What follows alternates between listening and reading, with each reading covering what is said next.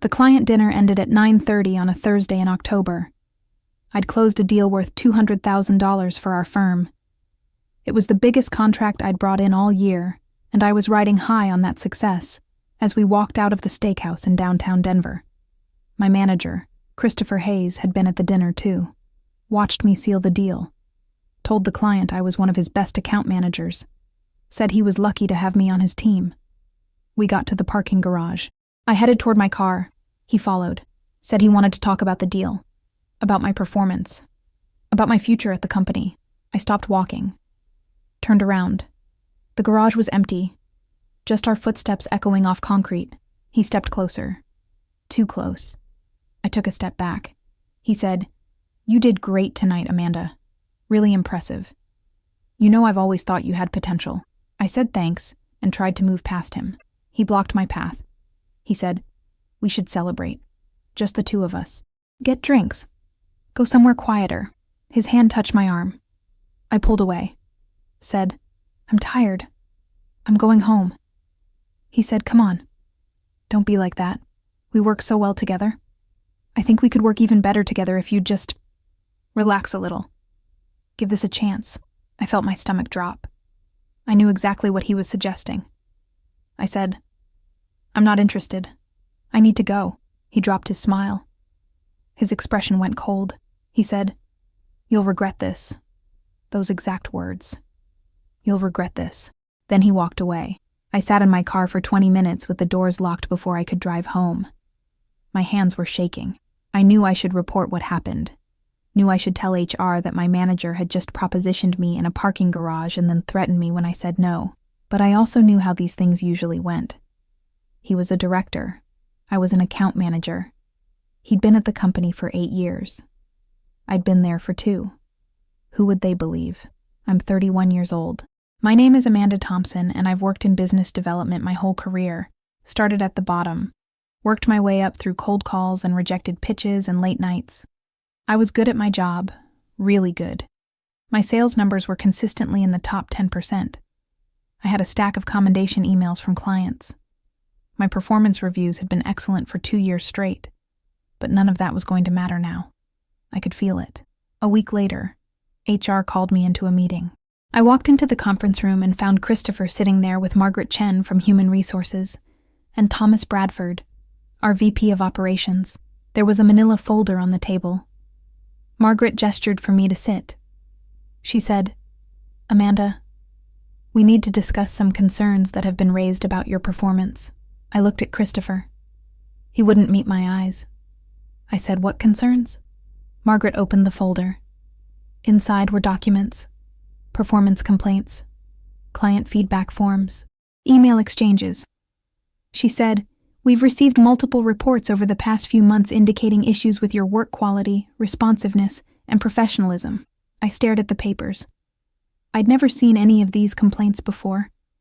One was dated 3 weeks ago, claiming I'd missed a client deadline. I hadn't. I'd delivered that project 2 days early. Another was from a month ago, saying I'd been rude to a colleague. I'd had exactly 1 interaction with that colleague that month, and it had been perfectly cordial. There were 5 more documents, all dated within the past 3 months, all describing performance problems I'd never had and situations I couldn't even remember. I said, "I've never seen any of this before. Nobody's ever mentioned any problems with my work." Margaret said, "That's because we were giving you time to improve before initiating formal disciplinary action." Christopher finally spoke. He said, "Amanda, I've tried to work with you. I've given you feedback, but you haven't been receptive. You've been defensive. Difficult to manage." I felt my face go hot. I said, "That's not true. You've never given me negative feedback. My last performance review was excellent." He said, "On paper, maybe, but there have been ongoing issues." Thomas said, "Unfortunately, given the pattern of complaints and the lack of improvement, we're going to have to let you go, effective immediately. We'll provide 2 weeks of severance. You'll need to clear out your desk today." I couldn't breathe. They were firing me. A week after I rejected Christopher's advances, a week after he told me I'd regret it, and they had an entire folder of fabricated complaints to justify it. I said, This is retaliation. You know that, right? Christopher propositioned me last week in the parking garage after the Brennan dinner. I said no. He threatened me. And now I'm being fired. Margaret looked uncomfortable. Thomas said, "That's a serious allegation. Do you have any proof?" I said, "He was alone with me. Nobody else was there, but it happened." Christopher said, "I have no idea what she's talking about." I offered to give her career advice after she closed the Brennan deal. She's apparently misconstrued a professional conversation into something inappropriate. This is exactly the kind of defensive behavior I was referring to. I left that building with my belongings in a cardboard box. My security badge confiscated. My work email already shut down. I sat in my car and cried until I couldn't cry anymore. Then I went home and called every employment attorney in Denver until I found one who'd take my case. Her name was Lisa Rodriguez. She'd been practicing employment law for 15 years, specialized in wrongful termination and harassment cases. I went to her office 2 days after I was fired. Told her everything. The parking garage, the threat, the fake performance complaints, the immediate termination. She listened, took notes. Then she said, "We need to get your personnel file, all of it. Every email, every performance review, every piece of documentation they have about you. Because if what you're telling me is true, there's going to be a gap. A sudden change from positive to negative that doesn't make sense. That's our proof." She filed a wrongful termination lawsuit and immediately subpoenaed all my employment records. The company tried to fight it, said the personnel file was protected. Lisa said fine, we'll go to court. A judge ordered them to hand everything over. 2 weeks later, we had thousands of pages of documents, and Lisa was right. There was a gap, a very clear gap. From the time I was hired until September 15th, every single piece of documentation about my performance was positive. Glowing client feedback, excellent quarterly reviews, emails from Christopher himself praising my work. Then September 16th, the day after the parking garage incident, everything changed. Suddenly there were complaints, performance issues, problems that had never existed before. But here's the thing. When you delete an email from your sent folder, it doesn't delete from the server. It can still retrieve it. And when Lisa's team went through the server logs, they found something interesting. Positive reviews and client feedback that had been sent to HR about me in October and November. Except those documents weren't in my file. They'd been deleted. By Christopher. After I rejected him and before I was fired, we had proof. Documented proof that he'd been building a false case against me to justify firing me in retaliation for rejecting his advances. Lisa said, "This is good. This is really good. But we need more. We need to show a pattern. Because if he did this to you, he probably did it to other women too." I said, "How do we find them?" She said, "Discovery. We're going to request employment records for every woman who worked under Christopher Hayes in the past 5 years and left the company under questionable circumstances." The company fought that request hard. Said it was overreaching. Invasion of privacy. Lisa argued it was directly relevant to showing a pattern of retaliation and discrimination. The judge sided with us.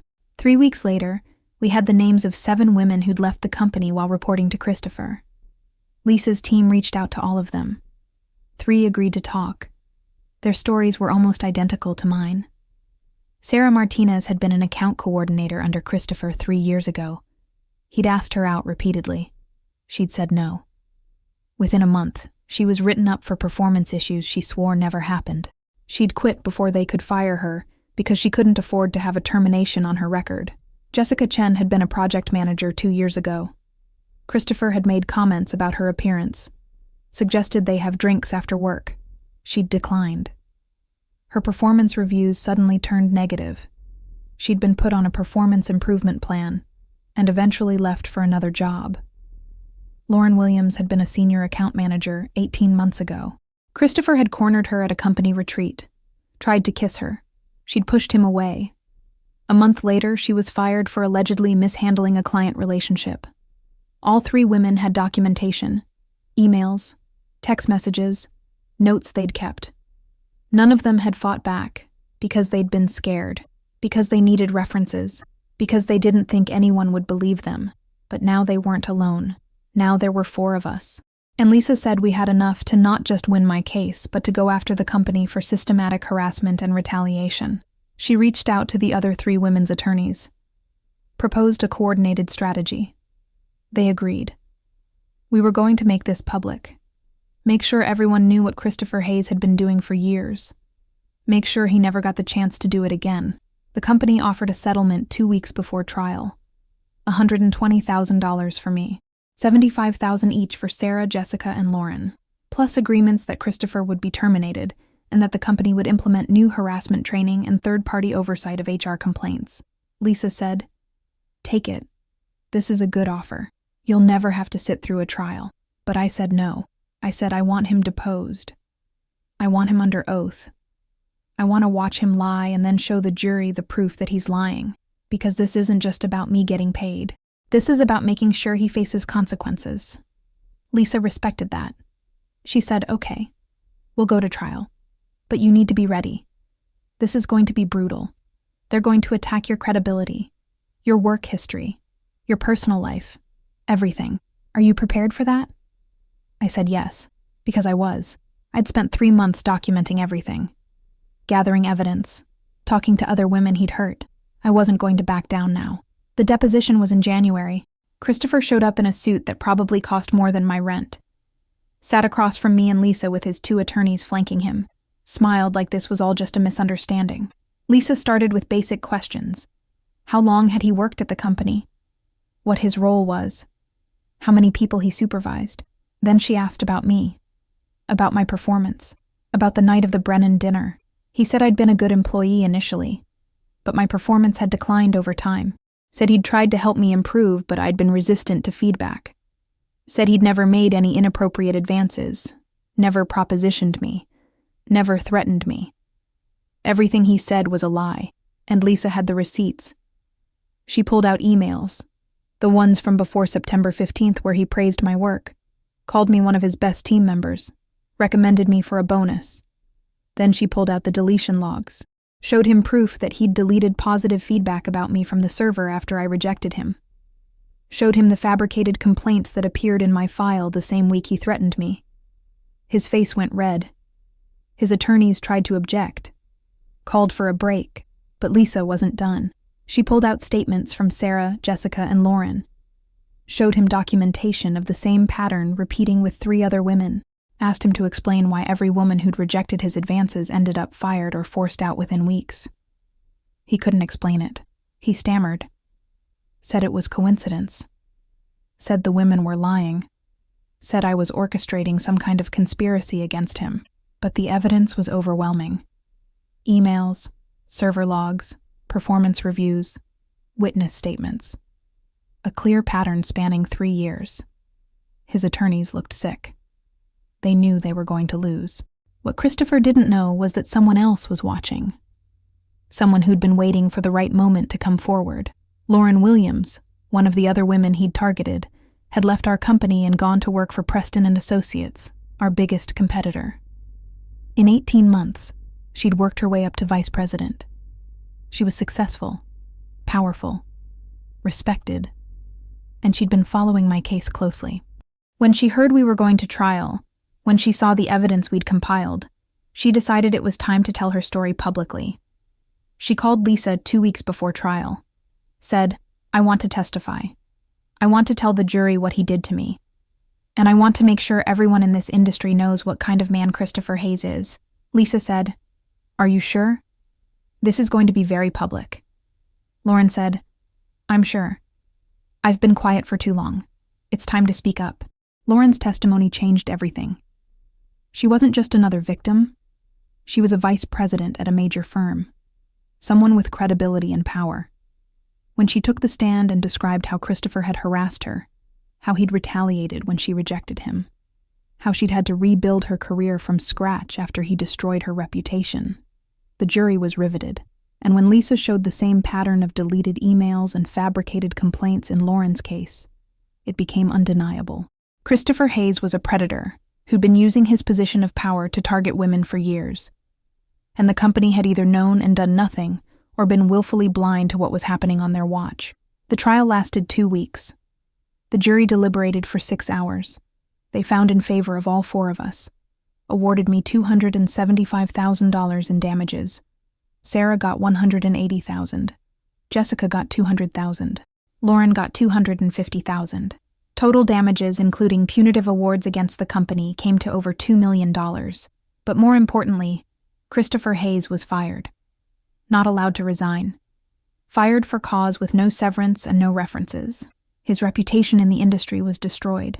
Within a month, articles were running in business publications about the case, about the pattern of harassment, about the company's failure to protect employees. Other women started coming forward with stories about Christopher. Women who'd left the industry entirely because of him. Women who'd been too scared to speak up before, but now felt safe enough to add their voices.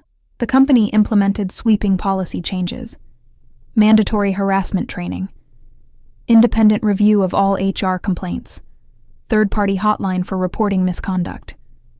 And they settled with 3 more women who came forward after the trial. Christopher tried to get another job in business development. Couldn't. His name was poison. Last I heard, he'd moved to a different state and was working in a completely different field. Good. He should never have the opportunity to do what he did to us to anyone else ever again. The settlement money changed my life. I paid off my student loans, bought a condo, put money in savings for the first time in my life. But more than that, I got my reputation back. I got job offers from 3 different companies after the trial. Took a position as senior account manager at a firm that values integrity and has actual protections in place for employees. I've been there for 9 months now. I love my job. I'm good at what I do, and I don't spend every day looking over my shoulder wondering if my boss is going to retaliate against me for existing as a woman in the workplace. Sarah went back to school.